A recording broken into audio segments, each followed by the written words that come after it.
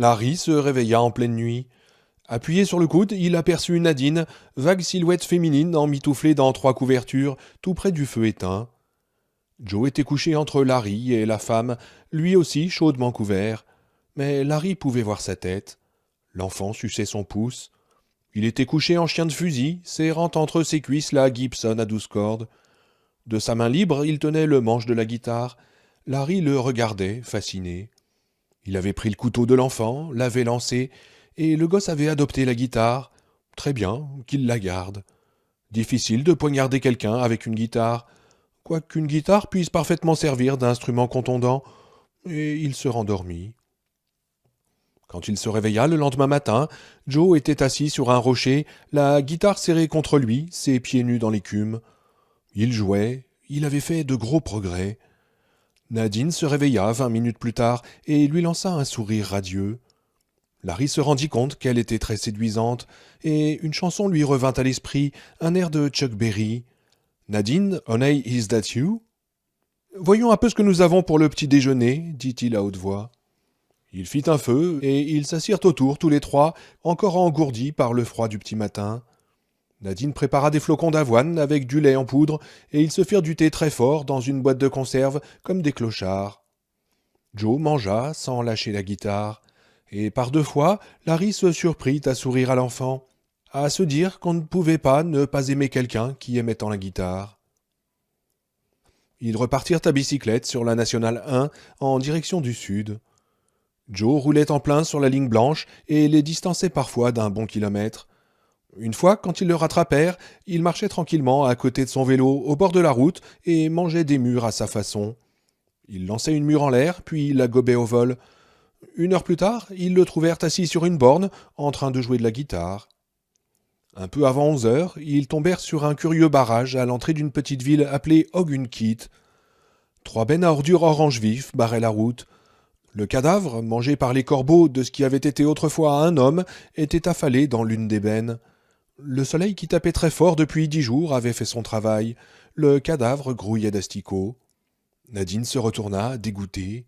« Où est Joe ?» demanda-t-elle. « Je ne sais pas, » dit Larry. « Un peu plus loin, sans doute. »« J'espère qu'il n'a pas vu ça. Vous croyez qu'il l'a vu ?»« Oh, probablement, » répondit Larry. Depuis quelque temps déjà, Larry pensait que la Nationale 1, une route importante, était étrangement déserte depuis qu'ils étaient sortis de Wells. À peine s'ils avaient vu une vingtaine de voitures en cours de route, et maintenant il en comprenait la raison. On avait barré la route. Il devait y avoir des centaines, peut-être des milliers de voitures, pare-choc contre pare-choc, de l'autre côté de la ville. Il comprenait ce que Nadine sentait pour Joe. Lui aussi aurait préféré lui épargner ce spectacle. « Et pourquoi ont-ils barré la route ?» lui demanda-t-elle. « Hein, pourquoi faire ça ?»« Ils ont dû vouloir isoler leur ville, » répondit Larry. « Je suppose que nous trouverons un autre barrage à la sortie. »« Est-ce qu'il y aura d'autres cadavres ?» demanda-t-elle. Larry posa sa bicyclette sur sa béquille et jeta un coup d'œil. « Il y en a 3. »« Oh, bon, je préfère ne pas regarder, » dit Nadine.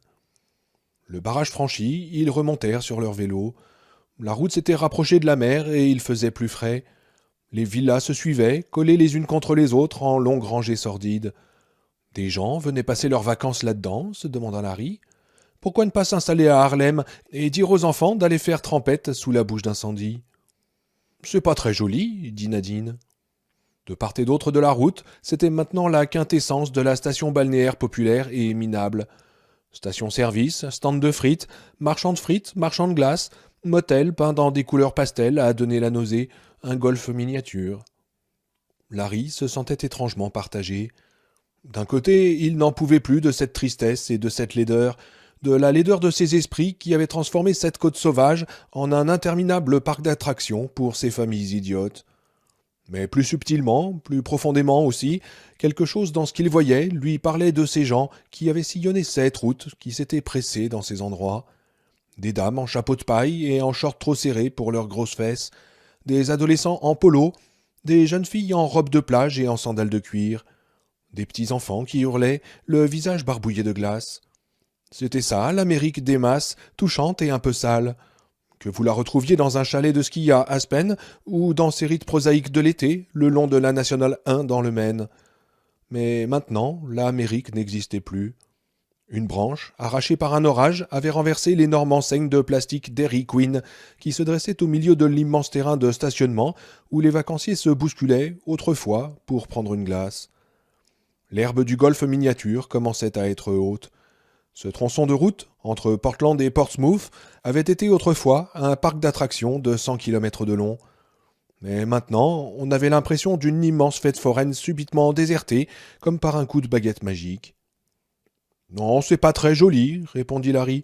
Mais c'était notre vie, Nadine. Notre vie, même si nous n'y avons jamais été, et maintenant tout ça est fini. Oh, pas pour toujours, dit-elle doucement. Il regarda son visage pur, serein. Je ne suis pas religieuse, mais si je l'étais, je dirais que ce qui est arrivé est le châtiment de Dieu. Dans 100 ans, peut-être 200, la vie recommencera. Mais ces camions seront toujours là dans 200 ans, dit Larry. Oui, peut-être, mais pas la route. Les camions seront en pleine forêt, il y aura de la mousse et du lierre à la place des pneus, et les archéologues viendront fouiller ces étranges vestiges. Je crois que vous vous trompez, dit Larry. Comment ça demanda-t-elle. Eh bien, parce que nous cherchons d'autres gens, répondit-il. Pourquoi pensez-vous que nous les cherchons? Elle le regarda, un peu troublée. Eh bien, parce que c'est ce qu'il faut faire. Les gens ont besoin des gens. Vous ne croyez pas? Vous vous souvenez quand vous étiez seul? Oui, dit Larry. Quand nous sommes seuls, nous devenons fous de solitude. Et quand nous sommes ensemble, nous construisons des kilomètres et des kilomètres de villas, et nous nous tuons les uns les autres le samedi soir dans les bars. Il éclata de rire, un rire froid et triste qui resta longtemps suspendu dans l'air vide. Non, il n'y a pas de réponse, reprit-il. Pas de solution. Allez, allons-y. Joe est sans doute très loin maintenant. Larry repartit. Elle resta un moment, le pied à terre, le regardant s'éloigner. Puis elle le rattrapa. Non, il ne pouvait pas avoir raison. C'était impossible. Si cette monstruosité avait pu se produire sans aucune raison, alors rien n'avait plus aucun sens. Pourquoi vivait-il encore? Joe n'avait pas pris tellement d'avance. Il était assis sur le pare-choc arrière d'une Ford bleue, devant l'entrée d'un garage. Il feuilletait une revue cochonne qu'il avait trouvée quelque part, et Larry constata avec un peu de gêne que le môme avait une érection. Il lança un coup d'œil à Nadine, mais elle regardait ailleurs, exprès peut-être. « Tu viens » demanda Larry lorsqu'ils arrivèrent devant le garage. Joe posa la revue, et au lieu de se lever, poussa un cri guttural en montrant quelque chose en l'air. Le cœur battant, Larry leva les yeux au ciel, croyant que l'enfant avait vu un avion. Mais Nadine avait compris, et elle criait, la voix tremblante d'excitation. « Non, pas le ciel, la grange, sur la grange. Oh, merci, Joe. Sans toi, nous ne l'aurions pas vu. » Elle s'avança vers Joe, le prit dans ses bras et le serra très fort.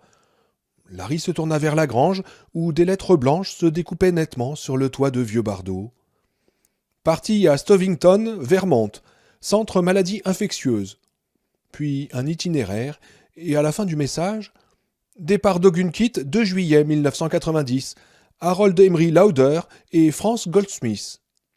Merde, dit Larry, il devait avoir le cul dans le vide quand il a peint la dernière ligne. Le centre de recherche épidémiologique, dit Nadine, comme si elle ne l'avait pas entendu. Mais j'aurais dû y penser. J'avais justement lu un article dans le supplément du dimanche, il n'y a pas 3 mois. Ils sont là-bas, sûrement. Oui, s'ils sont toujours vivants, ajouta Larry. Toujours vivants, fit Nadine. Mais naturellement qu'ils sont vivants. L'épidémie était terminée le 2 juillet. Et s'ils ont pu grimper sur ce toit, ils n'étaient sûrement pas malades. Oui, fit Larry. Mais le peintre est un drôle d'acrobate. Et dire que je viens de traverser le Vermont. Stovington, c'est pas mal au nord de la route 9, dit Nadine d'un air absent. Ils doivent être encore là-bas. Le 2 juillet, ça fait 2 semaines maintenant. Vous croyez qu'il pourrait y en avoir d'autres dans ce centre? Moi, je pense que oui. Ces types-là savent tout sur les quarantaines, les combinaisons stériles et tout le reste. Ils cherchaient certainement un remède, vous ne croyez pas? J'en sais rien, dit Larry. Mais si, c'est évident, dit-elle d'une voix impatiente. Larry ne l'avait jamais vue aussi excitée, pas même quand Joe avait fait son étonnante démonstration à la guitare. Moi, je parierais que Harold et France ont trouvé des dizaines de gens, peut-être des centaines. Allez, on y va tout de suite. La route la plus rapide. Eh oh, attendez une minute, dit Larry en la prenant par l'épaule. Mais qu'est-ce que vous voulez dire, attendre? Enfin, est-ce que vous comprenez? Oui, je comprends que ce message nous attend depuis 15 jours et qu'il peut attendre encore un peu plus longtemps. Déjeunons d'abord, et Joe le guitariste dort debout. Elle jeta un coup d'œil derrière elle.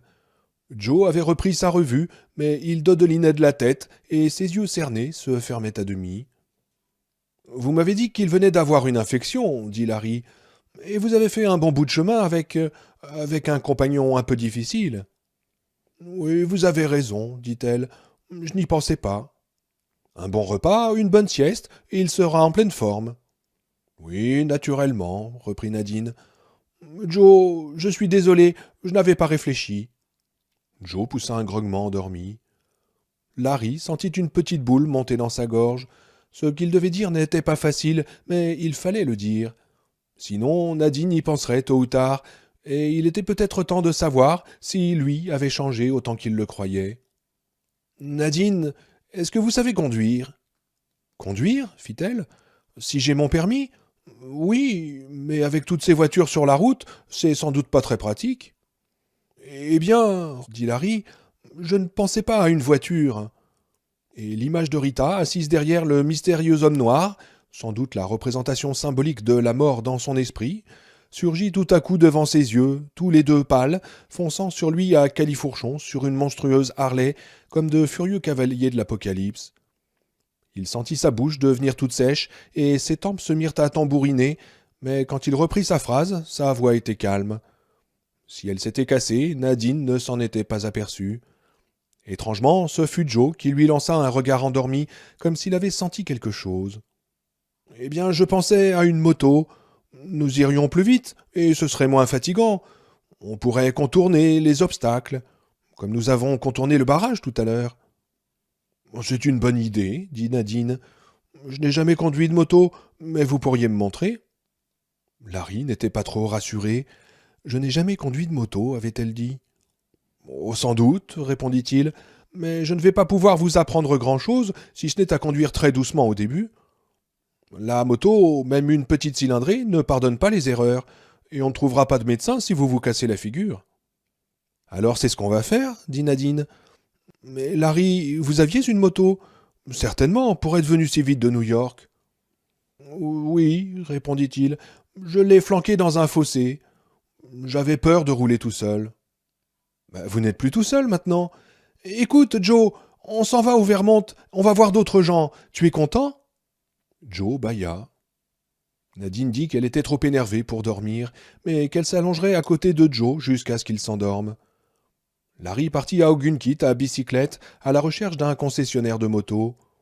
Il n'y en avait pas, mais il crut se rappeler qu'il en avait vu un à la sortie de Wells. Il revint pour prévenir Nadine et les trouva tous les deux endormis à l'ombre de la Ford bleue, là où Joe feuilletait sa revue tout à l'heure.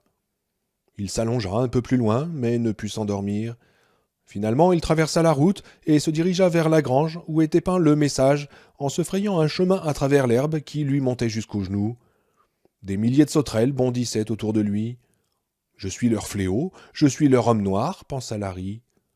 Près de la porte de la grange, il découvrit 2 canettes vides de Pepsi et un reste de sandwich.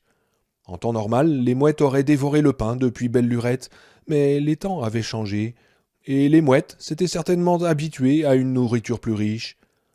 De la pointe du pied, il toucha la croûte de pain, puis l'une des canettes. « Envoyez-moi ça au labo, sergent Briggs.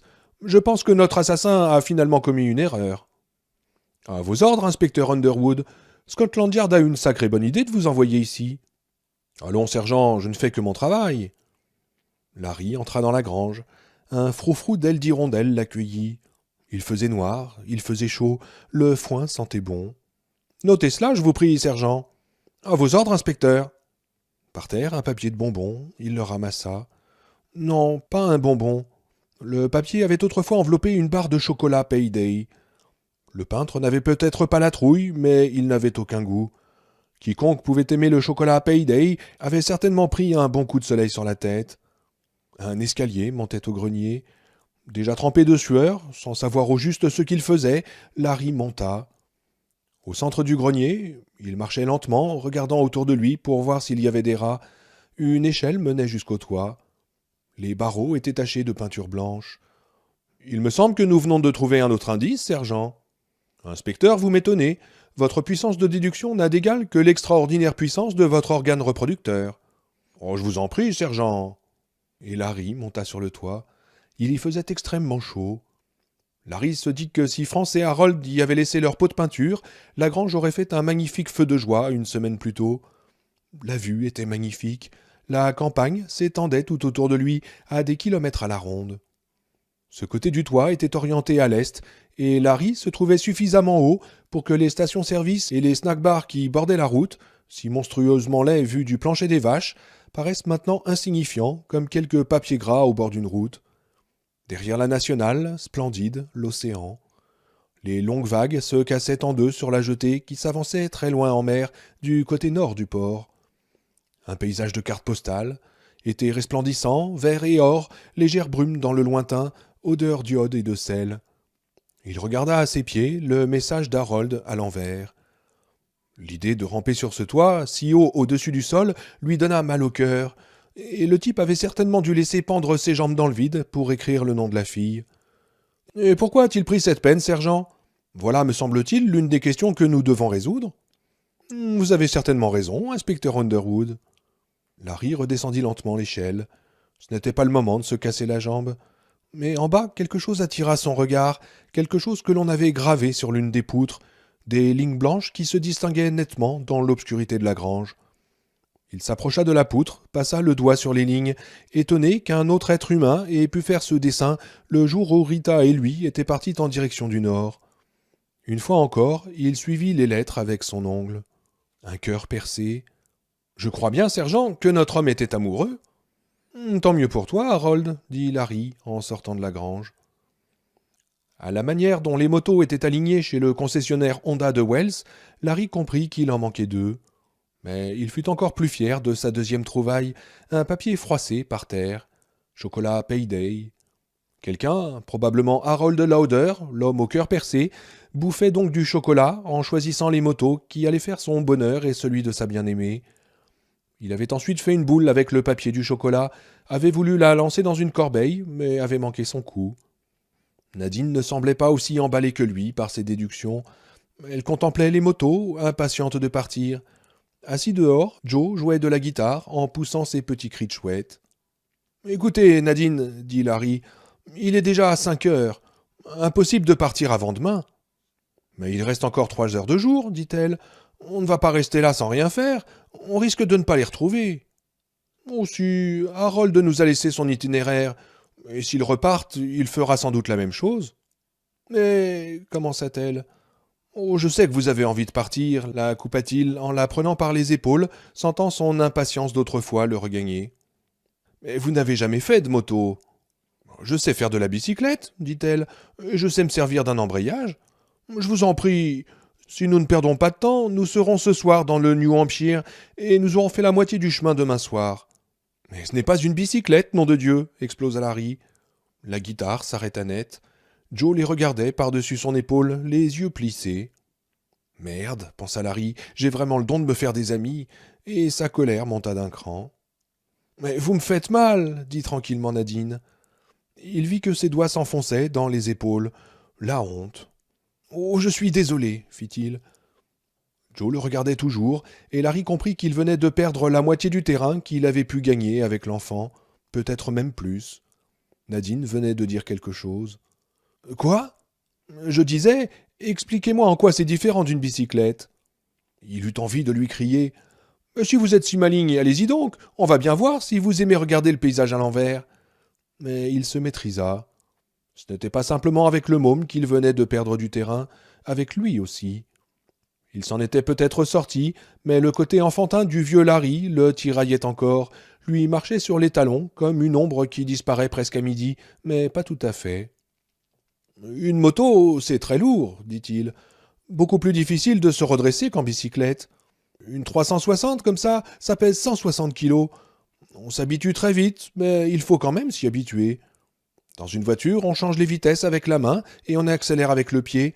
Sur une moto, c'est le contraire. On change les vitesses avec le pied et on met les gaz avec la main droite. Et ça, c'est vraiment difficile de s'y habituer. Il y a 2 freins au lieu d'un seul, le pied droit pour la roue arrière, la main droite pour la roue avant. Si vous oubliez ou si vous utilisez uniquement le frein avant, vous risquez de passer par-dessus le guidon. Et il faudra aussi vous habituer à votre passager. Joe, fit-elle, mais je croyais qu'il monterait derrière vous. Oh, je voudrais bien, dit Larry, mais pour le moment, j'ai l'impression qu'il ne serait pas d'accord. Inquiète, Nadine lança un long regard à Joe. Ouais, peut-être vous avez raison, dit-elle. Je ne suis même pas très sûr qu'il veuille venir avec moi. Il a sans doute peur. Écoutez, reprit Larry, vous êtes responsable de lui, et je suis responsable de vous deux. Je ne veux pas que vous vous cassiez la figure. Est-ce que c'est ce qui vous est arrivé, Larry demanda-t-elle. Vous étiez avec quelqu'un? Oui, finit-il par dire. Je me suis cassé la gueule. Mais quand c'est arrivé, elle était déjà morte. Elle a eu un accident? Non. Ou plutôt oui. 70% accident, 30% suicide. Ce qu'elle voulait de moi, amitié, compréhension, aide, je ne sais pas. En tout cas, je ne lui en donnais pas assez. Il sentit sa gorge se serrer, ses tempes battaient furieusement, il n'allait pas tarder à pleurer. Elle s'appelait Rita, Rita Blackmoor. J'aimerais faire un peu mieux, cette fois-ci, c'est tout, pour vous et pour Joe. Mais Larry, pourquoi ne pas en avoir parlé plus tôt demanda Nadine. Parce que ça fait mal, dit Larry, ça fait très mal. C'était la vérité, mais pas toute la vérité. Il y avait aussi les cauchemars. Il s'était déjà demandé si Nadine faisait des cauchemars. Quand il s'était réveillé la nuit dernière, elle se retournait dans son sommeil en marmonnant quelque chose. Mais elle ne lui en avait pas parlé. Et Joe? Est-ce que Joe avait des cauchemars? En tout cas, lui, l'intrépide inspecteur Underwood de Scotland Yard, il avait peur de ses rêves. Et si Nadine se cassait la figure, les mauvais rêves allaient sûrement revenir. Bon, ok, on part demain, dit-elle. Ce soir, vous m'apprenez à faire rouler ce truc. Mais d'abord, il fallait faire le plein des 2 petites motos que Larry avait choisies. Il y avait bien une pompe chez le concessionnaire, mais c'était une pompe électrique. Et sans électricité, il trouva un autre papier de chocolat à côté de la trappe qui donnait accès au réservoir souterrain. Il en déduisit qu'elle avait récemment été forcée par l'ingénieux Harold Lauder. Amoureux transi ou pas, amateur ou non de chocolat Payday, Larry commençait à éprouver beaucoup de respect pour ce Harold, commençait presque même à l'aimer. Il s'en était fait une image. Probablement dans les 35 ans, fermier peut-être, grand, mince, bronzé, pas trop fort sur les livres, mais plein de ressources. Il sourit. S'imaginer quelqu'un, c'était complètement idiot, il le savait bien. La réalité était toujours différente. C'est comme les disques jockey à la voix fluette qui pèsent toujours dans les 130 kilos. Tandis que Nadine préparait le dîner, Larry fit le tour du bâtiment pour voir ce qu'il y avait derrière. Une cour. Et dans la cour, une grande boîte à ordures, et appuyé contre la boîte, un levier de fer, et à côté, un tuyau de caoutchouc. Nous y revoilà, Harold. Regardez-moi ça, sergent Briggs. Notre homme a siphonné de l'essence dans le réservoir. Je m'étonne qu'il n'ait pas emporté ce tuyau avec lui. Il a sans doute coupé un bout, et c'est tout ce qui reste, inspecteur Underwood. Je vous demande pardon, mais le reste du tuyau est là, dans la boîte à ordures. Mon Dieu, sergent, vous avez raison. Si vous continuez, vous aurez droit à une promotion. Larry prit le levier et le tuyau, puis revint à la trappe. Joe, tu peux me donner un coup de main? L'enfant était en train de manger des crackers et du fromage. Il lança un regard méfiant à Larry. Vas-y, tout va bien, lui dit Nadine d'une voix calme. Joe s'approcha, entraînant les pieds. Larry glissa le levier dans la fente de la trappe. Pèse dessus tant que tu peux, pour voir si on peut l'ouvrir, dit Larry. Un instant, il crut que le garçon ne l'avait pas compris, ou qu'il ne voulait pas le comprendre. Puis l'enfant prit l'extrémité du levier et pesa dessus. Ses bras étaient minces, mais musclés, des muscles fins et nerveux. La trappe bougea un peu, mais pas suffisamment pour que Larry puisse glisser les doigts dessous. « Vas-y encore !» Les yeux à moitié sauvages de l'enfant l'étudièrent un moment, puis Joe se percha en équilibre sur le levier, les pieds en l'air, pesant de tout son poids. La plaque se souleva un peu plus, et Larry réussit à y passer les doigts. Tandis qu'il cherchait une prise, l'idée lui traversa l'esprit que si ce garçon ne l'aimait toujours pas, le meilleur moyen pour lui de le montrer serait maintenant. Si Joe lâchait le levier, la plaque retomberait d'un seul coup, et il ne lui resterait plus que 2 misérables pouces. Nadine l'avait compris, elle aussi. Elle s'était retournée, inquiète. Elle regardait Larry à genoux et Joe qui regardait Larry en pesant sur la barre. Les yeux couleur de mer de l'enfant étaient insondables et Larry ne trouvait toujours pas de bonne prise. « Besoin d'aide » demanda Nadine. Sa voix normalement calme avait grimpé d'un ton. Larry cligna les yeux pour chasser une goutte de sueur qui avait coulé dans son œil. Toujours pas de prise. Il sentait l'odeur de l'essence. « On va y arriver » répondit Larry en la regardant dans les yeux. Un moment plus tard, ses doigts trouvèrent une petite gorge sous la plaque. Il poussa de toutes ses forces. La trappe bascula et retomba bruyamment sur l'asphalte. Il entendit Nadine soupirer et le levier tomber par terre. La sueur lui brouillait les yeux. Il se retourna vers l'enfant. « Bien joué, Joe. Si tu avais laissé le truc tomber, j'aurais passé le reste de ma vie à me boutonner la braguette avec les dents. Merci, mon gars. » Il n'attendait pas de réponse, sauf peut-être un grognement indistinct, tandis que Joe retournait regarder les motos. Mais Joe lui dit d'une voix rouillée, hésitante. « Pas problème. » Larry lança un coup d'œil à Nadine, qui regardait Joe, surprise, heureuse. Et pourtant, on aurait cru, il n'aurait pu dire comment, qu'elle s'y attendait un peu. Une expression qu'il lui avait déjà vue, mais il ne savait plus quand. « Joe, est-ce que tu as dit « pas de problème » demanda Larry. Joe hocha vigoureusement la tête. « Pas problème. Pas problème. » Nadine courait vers l'enfant, les bras tendus. « C'est bien, Joe, très très bien. » Joe se précipita vers elle et se blottit un instant dans ses bras, puis il se replongea dans la contemplation des motos, poussant ses petits cris de chouette. « Il peut parler » dit Larry. « Mais je savais bien qu'il n'était pas muet » dit Nadine. « C'est formidable. Je crois qu'il avait besoin de nous deux. De nous deux, oui. Oh, je ne sais plus. » Il vit qu'elle rougissait et crut comprendre pourquoi. Il glissa le tuyau de caoutchouc dans le trou de la trappe et tout à coup comprit que son geste pouvait prêter à diverses interprétations, ou plutôt à une seule, si vous aviez l'esprit mal tourné. Il releva les yeux. Elle détourna aussitôt la tête, mais il eut le temps de voir qu'elle le regardait faire attentivement, et il eut le temps de voir que ses joues étaient toutes rouges. Cette vieille peur le reprenait. « Nom de Dieu! Attention, Nadine !» Elle ne pensait qu'au poignet et ne regardait pas où elle allait. La Honda filait tout droit sur un pin, à moins de 10 km à l'heure. En fait, pas tout droit, mais en zigzagant follement. Elle leva la tête. « Oh !» dit-elle, très étonnée. Puis elle fit une embardée et tomba par terre. La Honda cala. Il courut vers elle, bouleversé. « Ça va? Tu t'es... » Mais elle se relevait déjà et regardait ses mains égratignées. « Oui, oui, ça va. Je suis idiote. Je ne regardais pas où j'allais. Est-ce que j'ai abîmé la moto ?»« Oh, mais on s'en fout de la moto, » dit Larry. « Montre-moi tes mains. » Elle tendit les mains et il sortit un petit flacon de mercurochrome qu'il gardait dans la poche de son pantalon. « On dirait que vous tremblez, » dit Nadine. « On s'en fout, » dit Larry. « Écoute, on ferait peut-être mieux de continuer en vélo. C'est dangereux. »« Mais respirer aussi, c'est dangereux, » le coupa-t-elle. « Je crois que Joe devrait monter avec vous, au moins au début. »« Il ne va pas, » commença Larry. « Oh si, je pense que si. Et vous aussi, » dit Nadine. « Bon alors c'est assez pour ce soir, » dit Larry. « Il fait trop noir maintenant. »« Non, non, encore un essai, » dit-elle. « J'ai lu quelque part que si vous tombez de votre cheval, il faut remonter aussitôt. » Joe s'approchait en mangeant des mûres qu'il prenait dans un casque de moto. Il avait trouvé une haie de mûrier sauvage derrière le garage et s'était occupé à accueillir un plein casque de mûres pendant que Nadine prenait sa première leçon.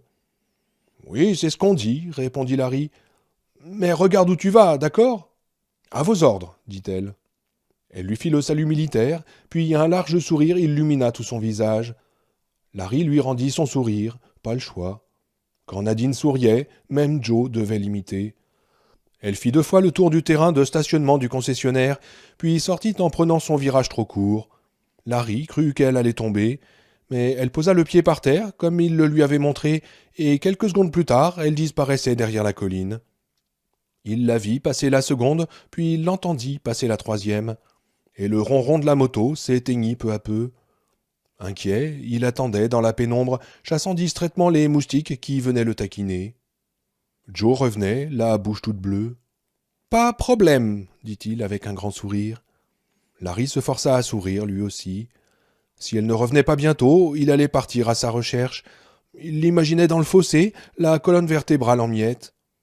Il était sur le point de prendre l'autre moto, se demandant encore si Joe devait l'accompagner, quand il entendit un bourdonnement qui bientôt devint le bruit d'un moteur de Honda, un moteur qui tournait parfaitement rond en quatrième.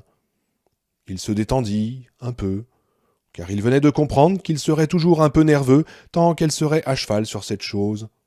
Elle revenait, phare allumé, et s'arrêta à côté de lui. « Pas trop mal, hein ?»« Non, mais j'allais te chercher, j'ai cru que t'avais eu un accident. »« Oh, presque. J'ai pris un virage trop lentement et j'ai oublié de débrayer, le moteur a calé. »« Alors c'est assez pour ce soir, hein ?» demanda Larry. « Oh, d'accord, » dit Nadine. « De toute façon, j'ai mal au coccyx. » Couché sous ses couvertures, il se demandait si elle allait venir quand Joe serait endormi ou s'il devait aller la rejoindre. Il avait envie d'elle, et à la manière dont elle avait regardé cette absurde petite pantomime avec le tuyau de caoutchouc un peu plus tôt, il croyait qu'elle avait envie de lui. Finalement, il réussit à s'endormir. Il rêva qu'il était perdu au milieu d'un champ de maïs, mais il y avait de la musique de guitare. Joe jouait de la guitare. S'il retrouvait Joe, tout irait bien. Il suivait donc le son, traversant un rang de maïs après l'autre, et il débouchait finalement dans une clairière à moitié en friche. Il y avait une petite maison au milieu de la clairière, une cabane plutôt, avec une véranda perchée sur 2 vieux vérins rouillés. Ce n'était pas Joe qui jouait de la guitare. Comment aurait-ce pu être lui ?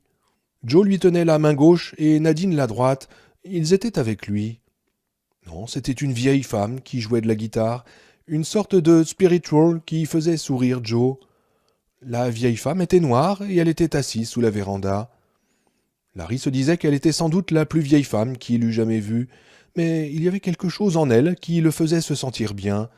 Bien comme il s'était senti un jour quand sa mère l'avait soudain pris dans ses bras et lui avait dit « le gentil petit garçon d'Alice Underwood ». Ensuite, la vieille femme s'arrêtait de jouer pour les regarder. « Eh ben voilà que j'ai de la compagnie. Sortez d'où vous êtes, que je vous vois un peu. Je ne vois plus très clair avec mes pauvres mirettes. » Il s'approchait en se tenant par la main, et Joe poussa une balançoire en passant, en fait un vieux pneu suspendu au bout d'une corde. L'ombre du pneu basculait lentement d'avant en arrière sur l'herbe de la petite clairière, îlot perdu au milieu d'une mer de maïs. Au nord, une route de terre disparaissait à l'horizon. « Tu aimerais jouer avec ma vieille guitare ?» demanda-t-elle à Joe. Et Joe se précipitait aussitôt pour prendre la vieille guitare qu'elle tenait dans ses mains noueuses. Ils se mettaient à jouer l'air qui les avait guidés à travers le champ de maïs, mais mieux et plus vite que la vieille femme. « Mon Dieu, il joue bien ! Moi, je suis trop vieille. Mes doigts ne veulent plus aller assez vite. C'est le rhumatisme. Mais en 1902, j'ai joué à la salle des fêtes. Première négresse à jouer là-bas, la toute première. » Nadine lui demandait qui elle était. Il se trouvait dans une sorte de lieu perdu où le soleil semblait immobile, 1 heure avant la tombée de la nuit. Un endroit où l'ombre de la balançoire que Joe avait poussée continuerait à tout jamais de glisser sur l'herbe de la clairière. Larry aurait voulu y rester toujours, lui et sa famille. C'était un endroit où on se sentait bien. L'homme sans visage ne l'y trouverait jamais, ni Joe, ni Nadine. « On m'appelle Mère Abigail. Je suis la plus vieille femme de l'Est du Nebraska, je crois bien. Je fais encore moi-même mes crêpes. Revenez me voir bien vite. Il faut partir avant qu'il entende parler de nous. » Un nuage passait devant le soleil. La balançoire ne bougeait presque plus. Joe s'arrêtait de jouer en faisant claquer les cordes de la guitare, et Larry sentit les poils de sa nuque se hérisser. La vieille femme ne paraissait pas s'en apercevoir. « Avant qu'il entende parler de nous ?» demandait Nadine, et Larry aurait voulu pouvoir parler, lui crier de ravaler sa question avant qu'elle ne puisse s'échapper et lui faire du mal. « Oui, l'homme noir, » dit la vieille femme, « le serviteur du démon. Il est derrière les montagnes rocheuses, grâce à Dieu, mais elles ne vont pas l'arrêter. C'est pourquoi nous devons nous serrer les coudes et aller au Colorado. Dieu est venu me visiter en songe et il m'a montré où. Mais il faut faire vite, aussi vite que nous pouvons. Revenez me voir, d'autres viendront aussi. » « Non, » disait Nadine d'une voix glacée, craintive. « Nous allons dans le Vermont, c'est tout. Seulement dans le Vermont. Un tout petit voyage. »« Votre voyage sera plus long que le nôtre si vous ne combattez pas sa puissance, » répondait la vieille femme dans le rêve de Larry. Elle regardait Nadine avec une profonde tristesse. Et toi, ma fille, c'est un brave homme que tu as là avec toi. Il veut devenir quelqu'un. Pourquoi ne pas te coller à lui au lieu de l'utiliser?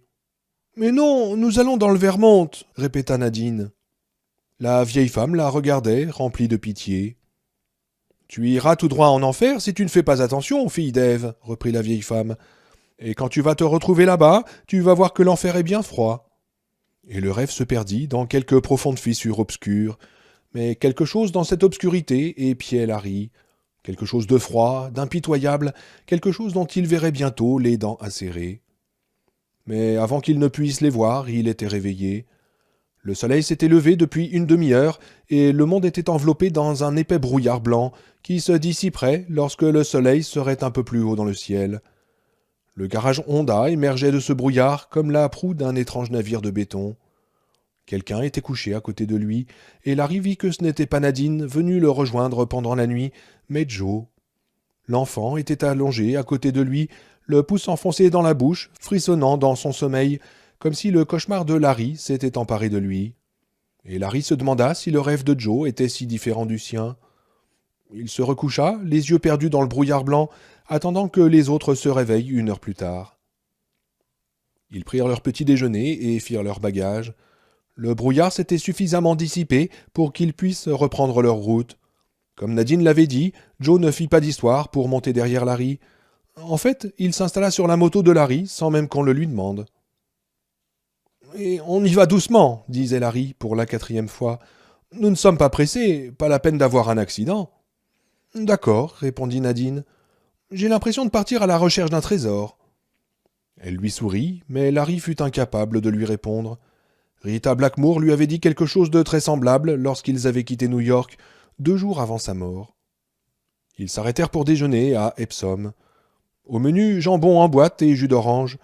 Ils s'étaient installés sous l'arbre où Larry s'était endormi quand Joe s'était approché avec son couteau. Larry fut soulagé de constater que la route n'était pas aussi difficile qu'il l'aurait cru. La plupart du temps, ils avançaient bon train. Dans les villages, il suffisait de longer le trottoir à basse vitesse. Nadine faisait bien attention à ralentir dans les virages, et même en ligne droite, elle n'insista pas pour qu'il dépasse 50 km à l'heure. S'il continuait à faire beau, il devrait arriver à Stovington le 19. Ils s'arrêtèrent pour dîner à l'ouest de Concord. En consultant la carte, Nadine vit qu'il pourrait gagner du temps en prenant directement au nord-ouest par l'autoroute 89. « Mais il risque d'y avoir beaucoup de voitures sur l'autoroute, dit Larry. « Ouais, peut-être, mais on pourra sûrement les éviter et utiliser la voie d'urgence si c'est nécessaire, répondit-elle.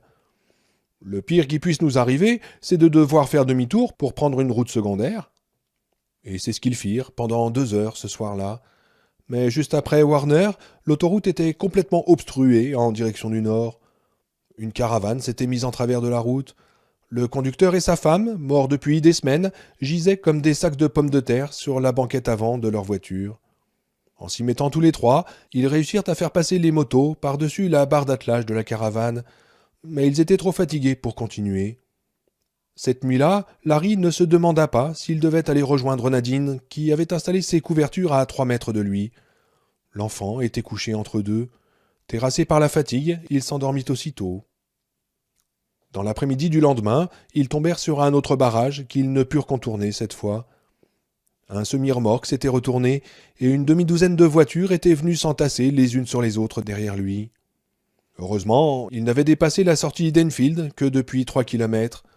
Ils rebroussèrent donc chemin, prirent la sortie, puis, fatigués et un peu découragés, s'arrêtèrent dans le parc municipal d'Enfield pour se reposer une vingtaine de minutes. « Qu'est-ce que tu faisais avant, Nadine » demanda Larry.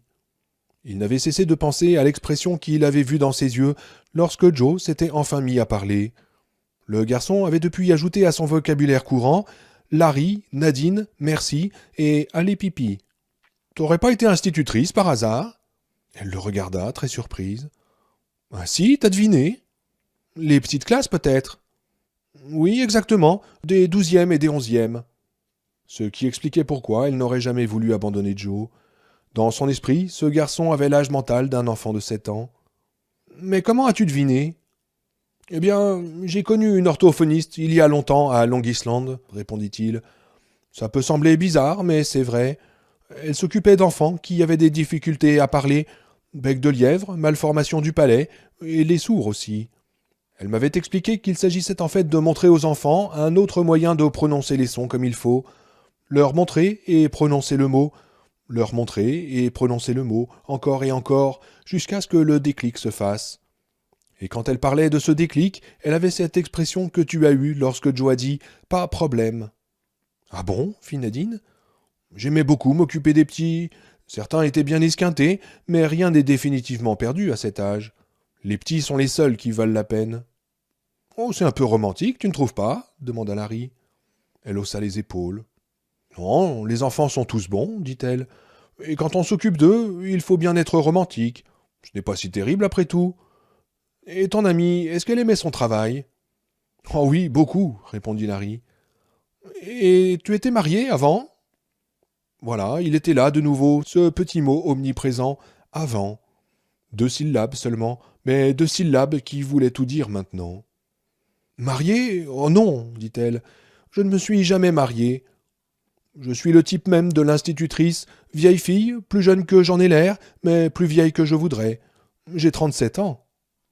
Les yeux de Larry s'étaient involontairement posés sur les cheveux de Nadine. Elle hocha la tête, comme s'il avait parlé à haute voix.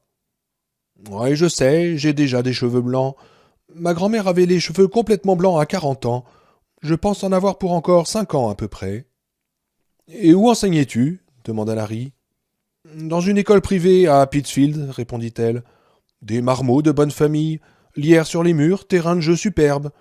La récession, on connaît pas, les autres, connaît pas. Les voitures n'étaient pas mal non plus.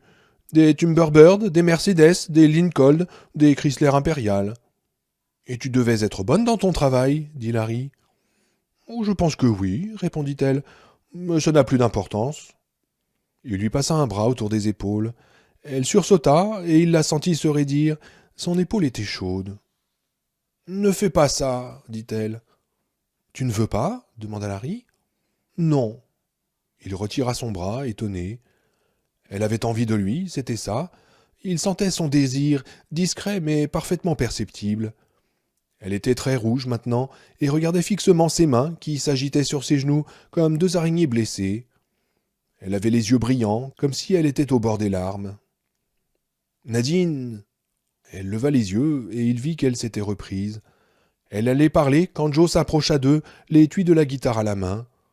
Ils le regardèrent d'un air coupable, comme s'il les avait surpris dans une position passablement plus embarrassante. « Dame !» dit Joe d'un ton détaché. « Quoi ?» demanda Larry, qui n'avait pas compris. « Dame !» répéta Joe, en montrant quelque chose derrière lui. Larry et Nadine se regardaient. Tout à coup, ils entendirent une 4e voix, aiguë, tremblante d'émotion. « Dieu soit loué !» criait la voix. « Oh, Dieu soit loué !» Ils se levèrent et virent une femme qui s'approchait d'eux en courant. « Comme je suis contente de vous voir! Comme je suis contente! Dieu soit loué !» Elle vacilla sur ses jambes, prise d'un étourdissement, et elle serait peut-être tombée si Larry ne l'avait pas rattrapée par le bras. Elle devait avoir dans les 25 ans. Elle était habillée d'un blue jean et d'un chemisier de coton blanc. Son visage était pâle, ses yeux fixes.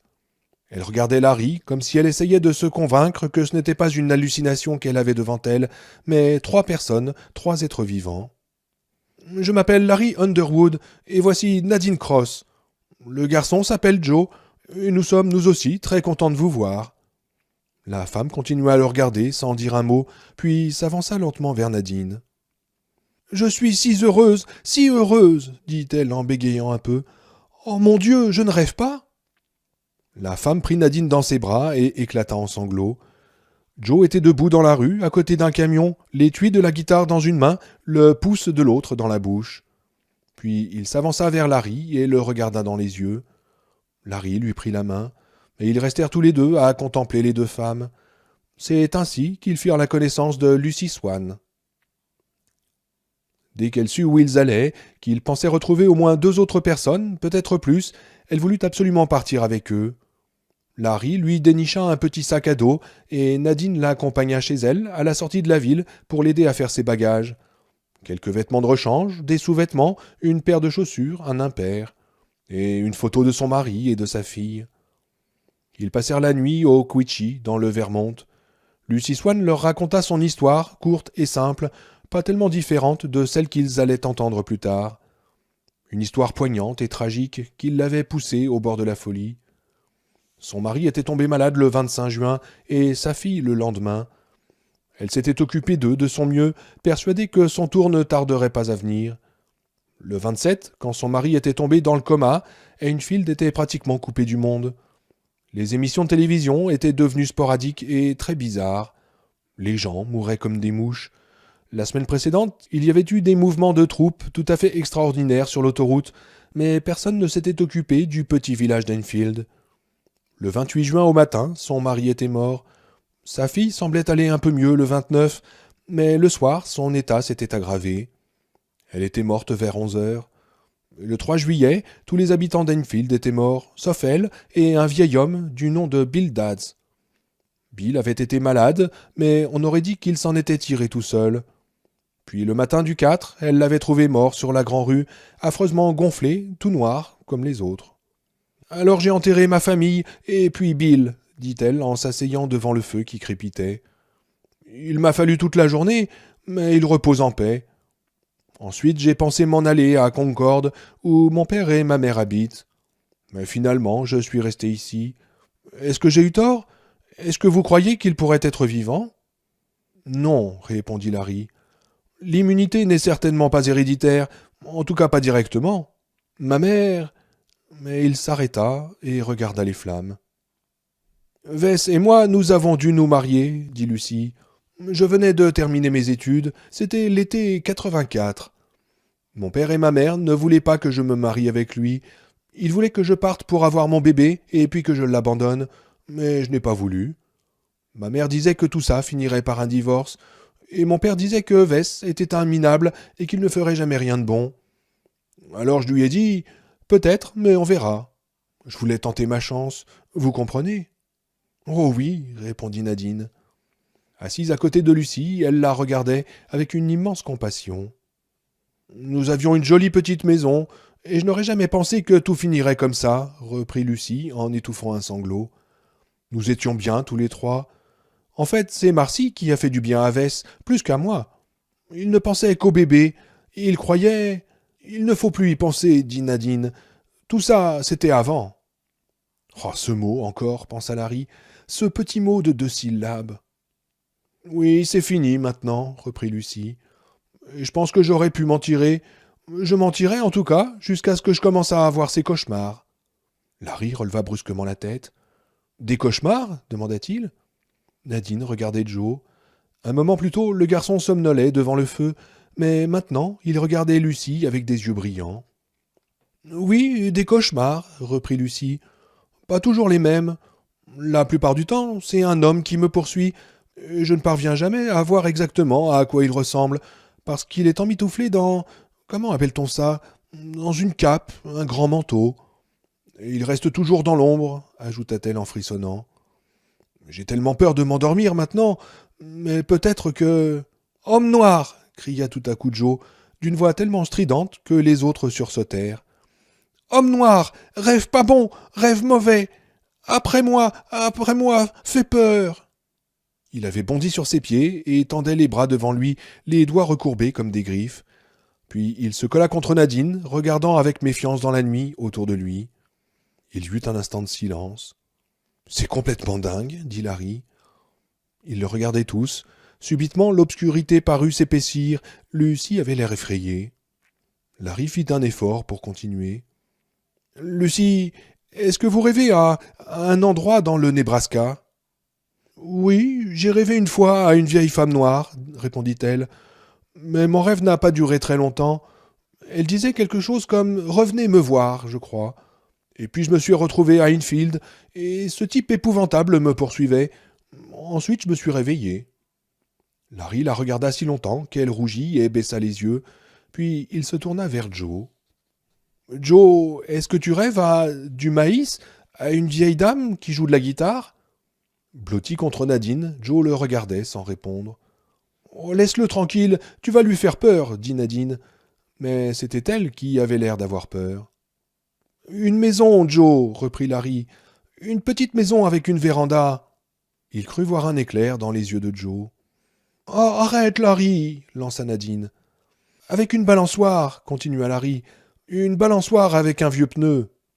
Joe s'échappa des bras de Nadine et sortit son pouce de sa bouche. Nadine voulut le retenir, mais Joe lui échappa. Balançoire criait Joe. Balançoire balançoire elle, vous, beaucoup de monde. Beaucoup demanda Larry, mais Joe ne l'écoutait plus. Lucy Swan était stupéfaite. Oui, la balançoire, je m'en souviens moi aussi. Est-ce que nous faisons tous le même rêve demanda-t-elle en regardant Larry. Quelqu'un joue avec nous ou quoi? Je ne sais pas, dit Larry. Est-ce que tu rêves toi aussi demanda-t-il à Nadine. Je ne rêve pas, répondit-elle sèchement en détournant les yeux. Tu mens, mais pourquoi pensa Larry. Nadine, dit Larry, si tu... Je t'ai dit que je ne rêve pas, hurla Nadine, presque hystérique. Tu ne peux pas me laisser tranquille, tu peux pas me ficher la paix. Elle se leva et s'éloigna précipitamment. Lucie hésita un moment, puis se leva elle aussi. Je vais aller la chercher. Oui, c'est une bonne idée, dit Larry. Joe, tu restes avec moi, d'accord? D'accord, répondit Joe en ouvrant l'étui de la guitare. 10 minutes plus tard, Nadine était de retour avec Lucie. Larry vit qu'elles avaient toutes les deux pleuré. Je suis désolé, dit Nadine à Larry. Je suis encore très nerveuse, il ne faut pas m'en vouloir. Oh, ne t'en fais pas, dit Larry, et ils parlèrent d'autre chose. Ils s'assirent et écoutèrent Joe dans son répertoire. Il faisait d'immenses progrès, et des fragments de paroles commençaient à sortir entre deux grognements. Finalement, ils s'endormirent, Larry d'un côté, Nadine de l'autre, Joe et Lucie entre les deux. Larry rêva d'abord de l'homme noir sur son promontoire, puis de la vieille femme sous sa véranda.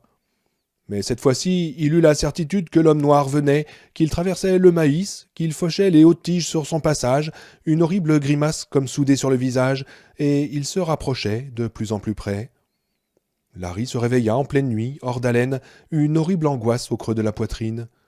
Les autres dormaient à point fermé. Cette fois, il savait. Dans son rêve, l'homme noir n'avait pas les mains vides. Dans ses bras, comme une offrande tandis qu'il traversait le maïs, il tenait le cadavre en décomposition de Rita Blackmoor, raide, gonflée, dévorée par les marmottes et les belettes. Accusation muette qu'il allait jeter à ses pieds pour proclamer sa culpabilité devant les autres, pour leur dire qu'il n'était qu'un sale type, perdant, un profiteur. Il se rendormit finalement, et jusqu'à ce qu'il se réveille le lendemain matin, à 7 heures, engourdi, transi de froid, affamé, tenaillé par une forte envie d'uriner, il dormit d'un sommeil sans rêve. « Mon Dieu !» dit Nadine d'une voix blanche. Larry la regarda et vit en elle une déception trop profonde pour lui arracher des larmes.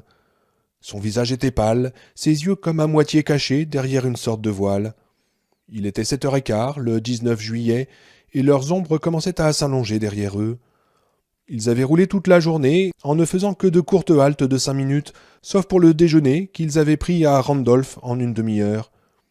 Personne ne s'était plaint, mais après 6 heures de moto, Larry avait mal partout, comme si des aiguilles le transperçaient de part en part.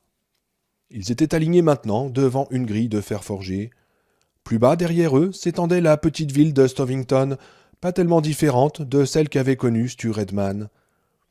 Derrière la grille et la pelouse, autrefois parfaitement entretenue, mais maintenant un peu hirsute, jonchée de brindilles et de feuilles emportées par le vent des orages, se trouvaient les bâtiments du centre, 2 étages en surface, et beaucoup d'autres en sous-sol, pensa Larry. L'endroit était désert, silencieux et vide. Au centre de la pelouse se dressait un panneau. Centre fédéral de recherche épidémiologique, les visiteurs doivent se présenter à l'entrée principale. À côté, une deuxième pancarte, et c'était celle-là qu'il lisait. Route 7 vers Rutland, route 4 vers Tuilerville, route 29 vers A87, A87 sud vers A90, A90 ouest. Pas de survivants ici, partons vers l'ouest, Nebraska. Suivez notre route, laissons indication. Harold Emery Lauder, Franz Goldsmith, Stuart Redman, Glenn Batman, 8 juillet 1990. Mon vieux Harold, murmura Larry, j'ai drôlement envie de te serrer la main et de te payer une bière. Ou une barre de chocolat Payday. Larry cria Lucie. Nadine s'était évanouie.